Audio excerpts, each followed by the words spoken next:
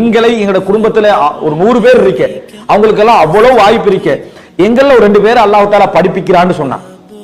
அல்லாஹ் தஆலா படிப்பிக்கிறான்னு சொல்ற ரசூலுல்லாஹ் நபியாகிற அந்த சமுதாயத்துல அபூபக்கர்லாம் நல்லவங்களா தான் இருந்தாங்க, உஸ்மான் எல்லாம் நல்லவங்களா தான் இருந்தாங்க.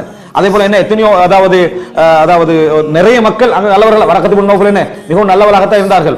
அதே போல சயீத் இப்னு ஸைத் அவர் நல்லவர்களாகத்தான் இருந்தார்கள். ஆனா அல்லாஹ் தஆலா அவங்களை எல்லாம் செலக்ட் பண்ண ஒரு ஆளை தான் என்ன செய்வான், 2 பேர் தான் அல்லாஹ் தஆலா செலக்ட் பண்ணுவான். அதே மாதிரி நம்மளோட குடும்பத்துல ஒருவர் அல்லாஹ் தஆலா நம்மளுக்கு செலக்ட் பண்றாங்க, அல்லது நம்ம இருக்கக்கூடிய ஏரியால அல்லாஹ் தஆலா நம்மளுக்கு ஒரு மார்க்க கல்வியை தருகிறாண்டா புரிஞ்சுக்கோங்க. நாங்க திருந்ததுக்கு மட்டுமல்ல, நாங்க மாறுவதற்கு மட்டுமல்ல, நாங்களும் மாறி எங்கள் ஊடாக எனக்கு கீழே உள்ளவர்கள் மாறுவதற்கு தான். உலகம் மாறுறதை நம்ம கற்பனை பண்ண வேண்டிய அவசியம் இல்லை.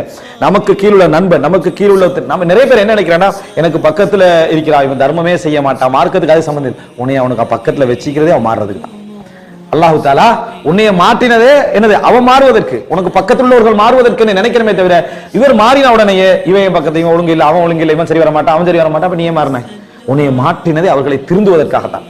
உனக்கு அல்லாஹ் தஆலா தந்தது அவர்களை மாற்ற உன்ன ஊடாக அவர்களுக்கு அருள் கிடைக்கணும், இந்த சிறப்பு போய் சேரணும்.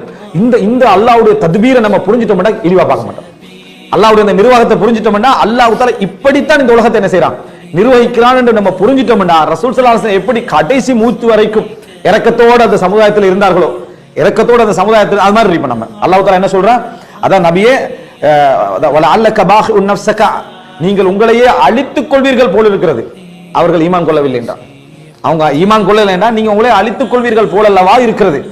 ஏன் அவ்வளவு கவனம் ரசூல் ஸல்லல்லாஹு அலைஹி வஸல்லம் அவர்களுடைய அவ்வளவு கவனம் என்பதை நம்ம புரிஞ்சு கொள்ள வேண்டும். எனவே அன்புள்ள சகோதரர்களே, நம்ம 4வது தெரிந்து கொள்ள வேண்டிய விஷயம், அல்லாஹ் தஆலா எங்களுடைய தஅவா விஷயத்துல எங்களுக்கு ஒரு அறிவு கிடைக்குது, ஒரு விளக்கம் கிடைக்குது, ஒரு இது கிடைக்குதுன்னா நம்ம மாறி நம்ம திருந்தி மாறுவது என்பது முதல் கடமை.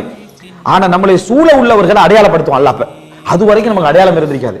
மார்க்கத்தை படிக்க ஆரம்பிச்சோன்னு இது பிள்ளை, இவன் எப்படி இருக்கிறான், இவன் பிள்ளையா இருக்கிறான், இது எதுக்கு யூஸ் பண்ணணும், அந்த பட்டம் கொடுக்கறதுக்கு இல்ல, மாத்திரத்துக்கு யூஸ் பண்ணாம அதுக்கு நல்லா தாரா, அந்த விளக்கத்தை தாரா என்னன்னா இவரை திருத்துறதுக்கு அவரை திருத்துறதுக்கு தாரா.